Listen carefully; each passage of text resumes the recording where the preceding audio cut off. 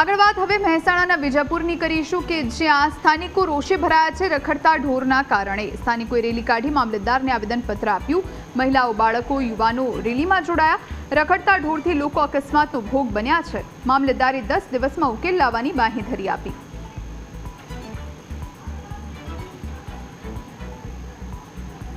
અગાઉ એમની રજૂઆતના અનુસંધાને નગરપાલિકાએ ઢોર પકડવા માટેની જે પોલિસી કે જે કોન્ટ્રાક્ટ આપ્યો હતો એ આપ્યો હતો। હવે એનાથી વિશેષ એનિમલ હોસ્ટેલ અને એનાથી બીજી હાલ તાત્કાલિક જે વ્યવસ્થા કરવાની થાય એ અમે કરવા માટે નગરપાલિકાના સંકલનમાં રહીને કરી દઈશું। જો 10 દિવસ પછી આનું કોઈ જ પ્રકારની કાર્યવાહી નહીં થઈ હોય અને માત્ર આવેદનપત્રને પહેલાના જેમ સમજી કે આ તો આવેદનપત્ર આવતા હોય, આમાં કોઈ કાર્યવાહી નહીં કરવાની અને એ પ્રકારનો વિચાર કરીને જો કાર્યવાહી ન કરવામાં આવી તો 10 દિવસ પછી આ જ સમાજ આનાથી પણ મોટી સંખ્યામાં રસ્તા પર ઉતરી જશે। એ વખત સરકારશ્રીને અને પ્રશાસનશ્રીને આનો જવાબ આપવો પડશે કે શા માટે આપણે વ્યવસ્થા નથી કરી શક્યા।